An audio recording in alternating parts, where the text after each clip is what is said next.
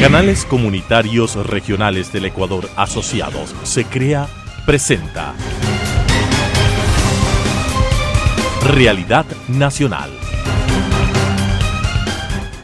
Amigos, qué gusto estar con ustedes como todas las semanas en el programa, en el espacio de SECREA, de los canales comunitarios y regionales del Ecuador Asociados, que con toda su red de 45 canales de televisión difunden este espacio cada una de las semanas durante los últimos años. En esta ocasión nos acompaña Leonardo Lazo Valencia, conocido como el Pipo Lazo, consultor político, experto en estrategias de comunicación política, más de 200 campañas políticas asesoradas en varios países, estratega de comunicación en la firma de la paz con el Perú y en la crisis de la dolarización. Fue secretario de comunicación del actual régimen de Guillermo Lazo y adicionalmente a eso, autor de la obra La comunicación al poder, manual para rescatar la democracia. Bienvenido, Pipo, qué gusto que nos acompañes. Gracias, Roberto, muchas gracias por el espacio. A la orden siempre y qué gusto que estés aquí en SECREA. Es hora de una comunicación objetiva y transparente que vincule al poder político con la democracia. Claro, es decir, la comunicación juega un rol estratégico en cualquier programa de gobierno, mucho más ahora que se desarrolla fundamentalmente en las redes sociales. Es decir, antes uno tenía una comunicación más bien vertical, en donde desde el poder o desde los liderazgos políticos se emitía un mensaje, los medios masivos lo difundían y la ciudadanía lo recibía. Ahora con las redes todos somos receptores y emisores. Y esto se ha transformado en una conversación, de modo que la relación del poder con la gente es mucho más inmediata y tiene una presión mucho mayor, porque la gente ahora opina y quiere participar en la elaboración de políticas, en la toma de decisiones. Entonces, por eso yo creo que es fundamental que los gobiernos entiendan que ya la comunicación ya no tiene esa asimetría que era propia, el poder con mucha fuerza y la ciudadanía pues que tenía que escuchar y seguir las líneas. Ahora la ciudadanía opina, define, critica y tiene una participación sumamente activa, de modo que la comunicación es, desde mi punto de vista, el pilar del sostenimiento del capital político de cualquier líder o gobierno. Esto nos lleva tal vez a definir la idea de que los gobiernos o los líderes políticos pierden apoyo ciudadano o popular por no saber comunicar. En gran medida así es, y por no entender esta dinámica, ¿no? Yo en el prefacio, en la introducción del libro, toco el caso Putin-Zelensky. Cuando yo estaba entregando el libro a la editorial en el mes de febrero del año pasado, empezó la guerra Rusia-Ucrania, y yo digo allí, detrás de la batalla de la guerra, pues, de la batalla militar, se da una batalla comunicacional que de largo la ganaba y la sigue ganando Zelensky. Y sin embargo, Putin es el hombre quizás con una estructura de comunicación la más potente del mundo, ¿no es cierto? Porque tiene una autoridad total sobre los medios, control total, pero además es el autor de las famosas granjas de trolls y de las fake news que han participado e intervenido en campañas en todo lado. Acaba de salir un informe de Elon Musk de Twitter que demuestra que participaron también, intervinieron en las elecciones de Colombia. Así es. Entonces, sin embargo, de ese inmenso poder de Putin, Zelensky, con su celular y nada más su convicción de defender principios, valores y defender su tierra, le ganó la batalla y generó un gran respaldo mundial y la condena ciudadana. Basta decir el respaldo mundial, que en Estados Unidos todos los senadores se levantaban aplaudirle increíblemente, lo que no se ha hecho en muchísimos años en Estados Unidos. Ahí hay un elemento también que es interesante, ¿no? Las redes, se viene diciendo, son un territorio negativo, terrible, polarizador, nefasto, pero eso llega hasta un punto. Cuando alguien defiende principios y valores democráticos, la gente les respalda y gana la batalla. Eso pasó, por ejemplo, un caso paradigmático es también el presidente Obama, 8 años de presidente y nunca tuvo ninguna crisis comunicacional en redes ni eso. ¿Por qué? Porque defendía el bien común, porque actuaba con honestidad y transparencia de cara a defender a la gente. Con lo que tú dices, entonces, se podría tal vez asegurar que la ciudadanía actualmente en el Ecuador, ya en periodo de campaña, próximas elecciones, se siente hasta cierto punto insatisfecho por el esquema democrático que mantenemos. Completamente. El Ecuador tiene, como varios países de Latinoamérica después del socialismo del siglo XXI, un problema serio en su sistema democrático y electoral. El correísmo llamó democratizar la participación política y abrió. Acuérdate que cerró los partidos anteriores, obligó a una reinscripción de partidos y abrió a que se inscriba cualquiera. De lo que conozco, tú tendrás más información sin duda, hay más de 200 movimientos en el Ecuador, entre los que han sido aprobados y los que están en la fila, ahí en el CNE para aprobarse. Entonces, eso es lo que genera lo que está pasando. En Quito, no sé, hay 10, 12, 14 candidatos, yo no sé cuántos son. Y lo propio pasa en varias ciudades y tal. Eso hace que haya una gran dispersión política y que la ciudadanía pierda la fe, porque incluso se confunden las propuestas, los eslogans, es toda una sopa de confusión. La democracia necesita partidos fuertes o coaliciones fuertes, que es lo que ahora está pasando mucho en el mundo. En Colombia se ha dado coaliciones, el Frente de la Esperanza, el Pacto Histórico. En Alemania gobierna una coalición muy curiosa. El gobierno es socialdemócrata y tiene la economía encargada a los liberales y las relaciones internacionales a los verdes. Es decir, es un gobierno que es al mismo tiempo de centro-izquierda, liberal en la economía y verde en su posición frente al mundo. Entre agua y aceite. Entonces, yo diría que es la nueva política, que ya no es ideológica, ya no es izquierda-derecha. Ahora lo que la gente, y lo menciono en el libro, busca la gente es soluciones a sus problemas concretos.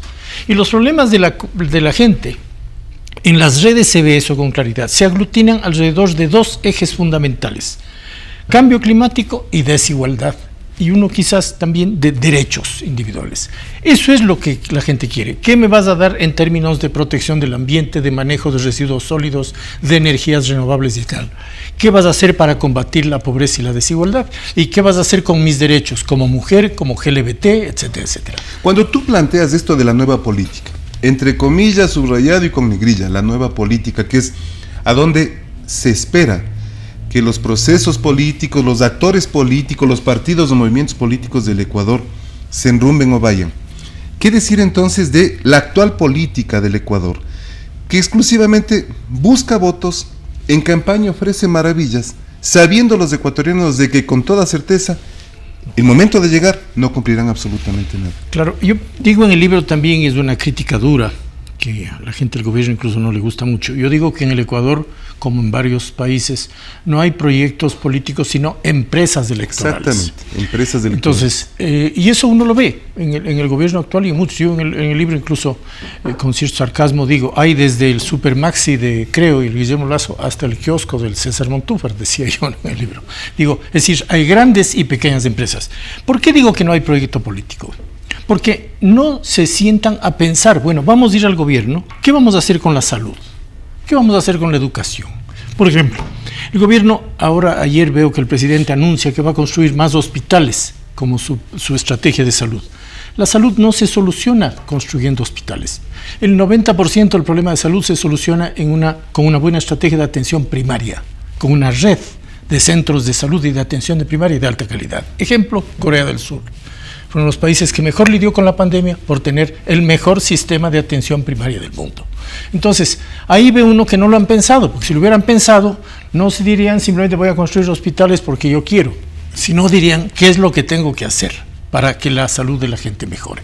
Entonces, un proyecto político necesita reflexión, necesita pensar qué vamos a hacer con cada cosa cuando lleguemos al gobierno. Eso va formando cuadros, va armonizando el pensamiento político, genera buenos candidatos y genera buenos ministros y gestores de los diferentes temas. Y el día que llegan es como una orquesta afinada, ya cada uno sabe qué hacer.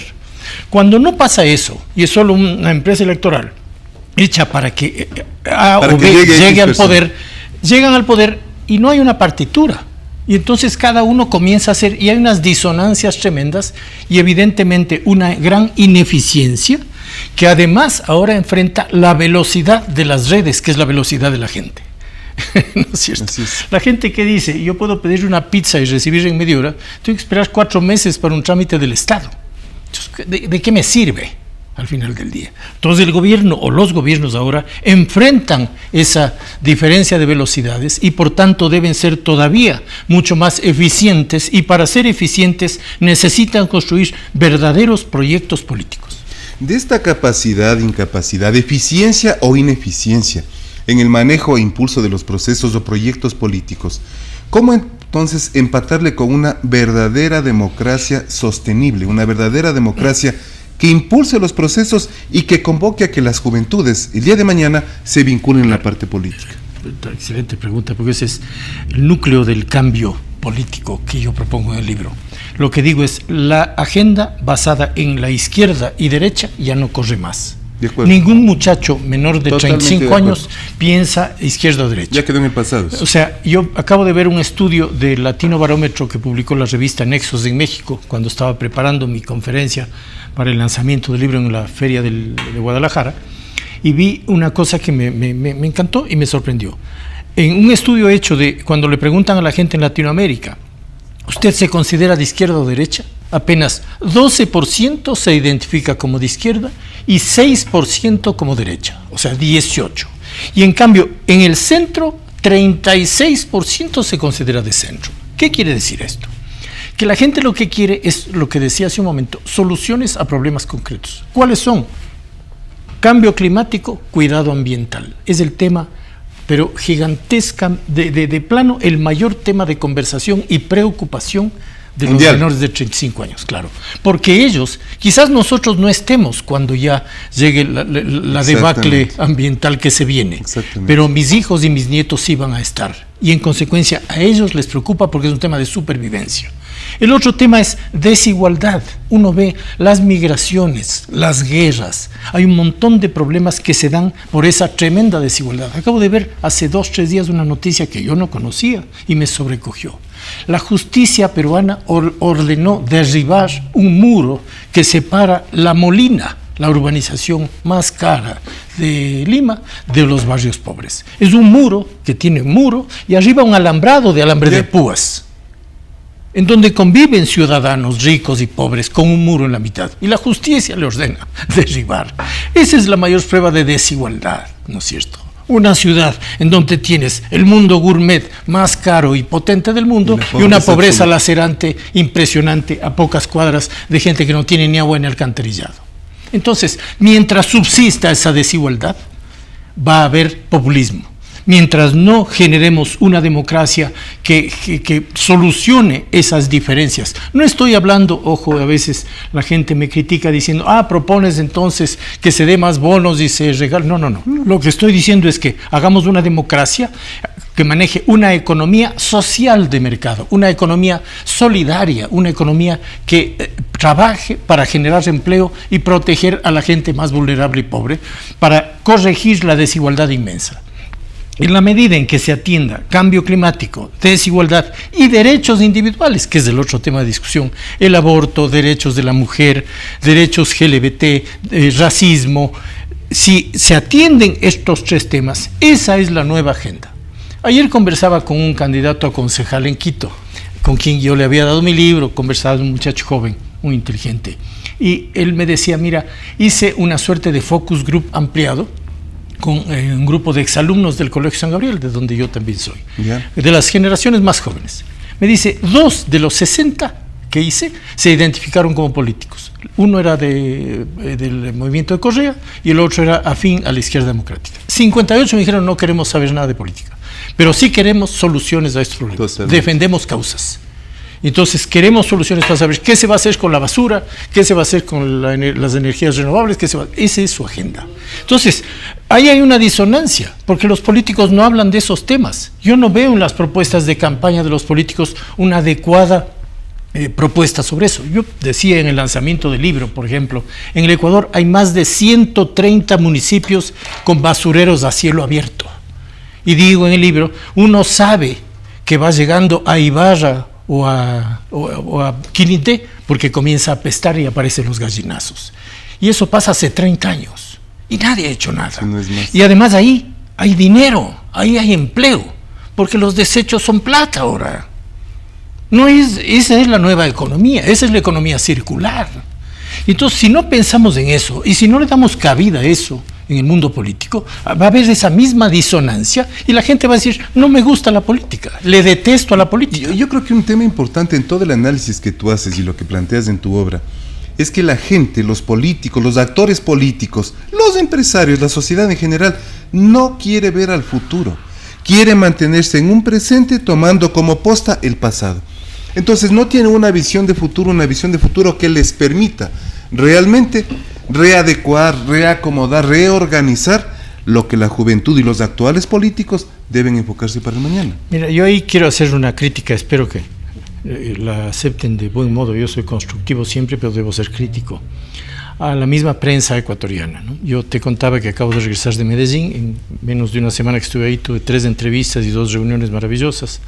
Estuve en final de noviembre en la FIL, la Feria del Libro de Guadalajara. En 3 días hice 11 entrevistas de medios y tengo ya un proyecto de investigación que vamos a correr allá, como tengo otro ya en Medellín y voy a volver ahora a final de enero. Es decir, allá es gente que si hay una coyuntura difícil, si hay problemas, pero están pensando en el futuro. Porque cuando uno está en una crisis, ¿qué tiene que hacer? Tiene que pensar no solo qué hago hoy, sino cómo salgo de donde estoy, qué debo construir, qué debo aprender, cómo me genero un futuro. En el Ecuador hay un gran problema. Yo aquí tengo que casi rogar a un medio para que me entreviste. Aquí la gente, he regalado el libro a 80 periodistas y tengo 4 entrevistas, creo, ¿no es cierto? Ni siquiera un WhatsApp para decirme gracias. Y no por otra cosa, pero creo, como lo demuestra haber estado en la FIL de Guadalajara, haber publicado mi libro en España y estar ahora trabajando con gente en Colombia y con medios de varios países, se ve que hay algún aporte interesante y que sería bueno que lo discuta. Yo siento que la prensa ecuatoriana y luego los liderazgos en el Ecuador siempre están mirando la coyuntura, mirando solo mañana. ¿Qué hacemos esta semana? ¿No es cierto? Se resintieron cuando yo estaba en el gobierno, dije, ¿no? Que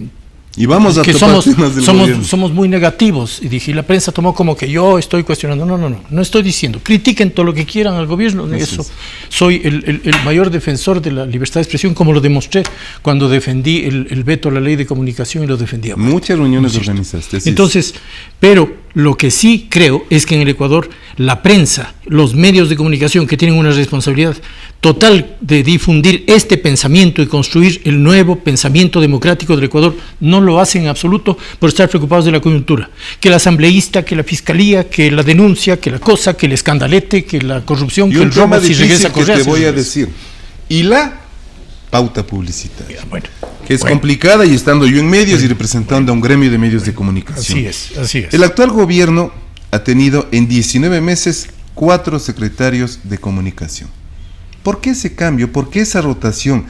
Tal vez no hay resultados, siendo yo consciente de que han existido resultados, tu trabajo fue fabuloso, o tal vez descoordinación con la presidencia de la República, ¿o por qué? Yo creo que no, decía al comienzo que la nueva comunicación juega un rol estratégico en este contexto de conversación y de relación horizontal con la gente a través de las redes sociales. Creo que eso no se entiende en el gobierno. El gobierno se sigue pensando en la comunicación con una lógica vertical y un protagonismo inmenso del presidente. Y luego, por otro lado, eso en comunicación, pero también en la gestión hay muy pocos y muy lentos resultados. Yo acabo de ver que el presidente anteayer o hace 3 o 4 días anunció que va a hacer visitas sorpresa a los hospitales.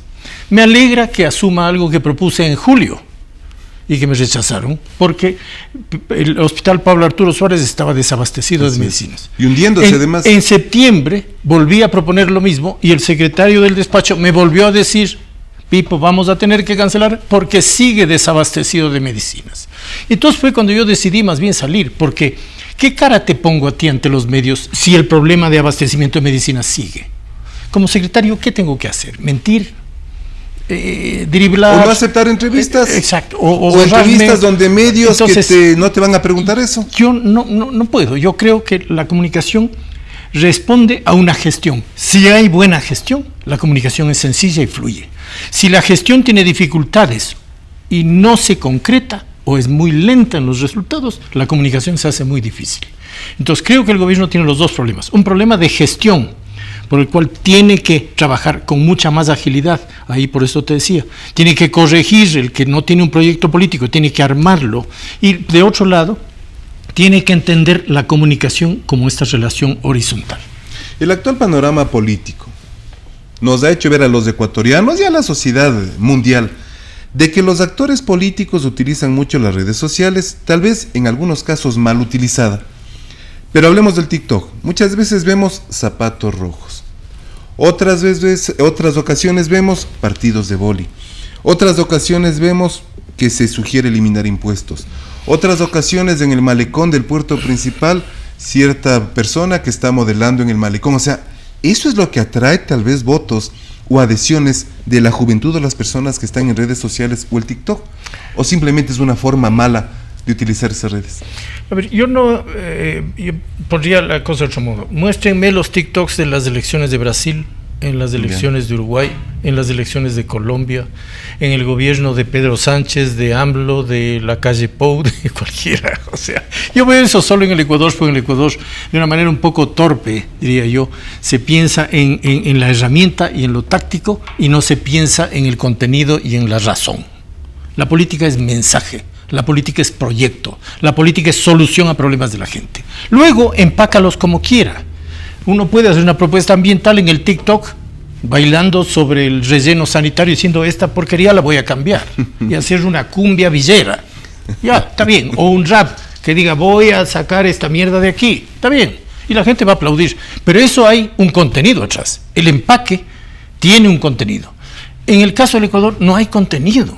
Es eso, es vacío. Ahora veo algunos TikToks de candidatos a alcaldes que son realmente de vomitar. Entonces, en el Ecuador incluso te pasa, y eso por eso yo estoy más o menos retirado de la asesoría de campañas en el Ecuador, porque te pasa que te llaman y te dicen, sí, mira, yo quiero hacer un TikTok, entonces, ¿cómo hacemos? Yo primero quiero saber qué carajo vas a hacer si llegas al alcalde. Claro. O si entiende que es TikTok a quien llega como llega. Claro, dame las 4 ideas. Y entonces hay que hacer una cosa que es un trabajo técnico, que es segmentar los públicos. Ahora ya no hay el mensaje unívoco, unidimensional. Ahora hay públicos, por ejemplo, con el equipo que trabajo en Argentina, la lectura de redes y la predicción, la inteligencia artificial y todas estas herramientas, me decían el otro día que charlábamos, para la campaña de alcaldía de Quito habría que hacer al menos entre 30 y 40 grupos de segmentación. Para la campaña de Colombia, donde ellos trabajaron, hicieron 370 grupos de segmentación a nivel nacional. Porque claro, uno es el pensamiento del joven de Esmeraldas, otro es el pensamiento del joven de Loja, o del joven del sur de Quito, o del joven de clase media alta de Quito. No son lo mismo. Totalmente de acuerdo. Y luego, unos están más preocupados del tema ambiental específico que les atañe, que puede ser la bici, porque él anda en bici. Otro está más preocupado del transporte eléctrico, porque por delante de su casa, si vive en la Necochea o en alguna calle de esas, le tiran diésel a la ventana todos los días. Entonces, esa es su preocupación. No le importa ni la ideología, no. Le importa que le digas qué carajo vas a hacer para que dejen de contaminarle o para que él pueda ir en bici a su universidad. Entonces, esa segmentación es fundamental y luego hay que definir los diferentes mensajes. ¿Qué le digo a este y a este otro? Y luego, ¿por qué vía me comunico con este? Entonces sí puede entrar el TikTok. Si descubro que son muchachos de 16 a 25 los que están en este tema, entonces hago un TikTok y les digo eso. Punto. Pero hagan el proceso completo, pero sobre todo, primero piensen, por favor. Algún momento, dedíquenle a la razón. Es increíble lo que tú nos acabas de decir. Sumemos en la parte final, mi querido Pipo. La aprobación del gobierno no está como el gobierno esperaba. No vamos a dar datos, ni números, ni estadísticas, pero no está como ellos esperaban. Tiende a la baja, está bajo lo que ellos esperaban. La consulta popular. El anuncio de que el presidente quisiera reelegirse, un anuncio que creo que se le fue, que quisiera reelegirse. A más de eso, la posibilidad de que en las próximas elecciones, en pocas semanas, vienen nuevas autoridades. ¿Eso de alguna manera fortalece la imagen del régimen? ¿No fortalece? ¿O simplemente es un espacio para ver qué pasará en el próximo periodo presidencial? Tres cosas así. La primera, creo que el anuncio de ir a la reelección es apurado, innecesario y contraproducente. Así es. Paralelo a eso, pocos días antes de ese anuncio, el presidente en una entrevista con Carlos Vera le preguntó qué pasa con su partido y esto, y el presidente contestó: a mí no me interesa el partido sino el país. Y eso lo dijo al arranque de unas elecciones locales. Con lo cual, si yo soy candidato de Creo, digo, aquí no tengo, al presidente no le importo. Así es. Entonces, y luego el tema consulta y elecciones locales. Yo creo que la consulta es buena, es parcial, son 4 o 5 cambios no tan relevantes. Yo creo que el cambio más importante que requiere una democracia para fortalecerse y recuperarse es la justicia. O sea, si en un sistema no hay justicia, tú no tienes democracia. Porque la impunidad es la norma, y eso es del Ecuador. Tanto entre los políticos, los narcos, el crimen organizado, e incluso las personas normales. Como sé que la justicia no importa, me paso en rojo, hago cualquier cosa, y qué carajo. Si estoy le billeteo a alguien o veo qué hago. Entonces, ese tema no está atacado. Y si ese tema no se ataca, todo lo otro, que las Fuerzas Armadas trabajen con la policía, que pongas radares y todo, va a tener un resultado parcial. Porque se da lo que luego se llama la puerta giratoria. La policía entrega al delincuente, la fiscalía, la justicia le perdona y vuelve a salir. Y eso pasa en el Ecuador todas las semanas.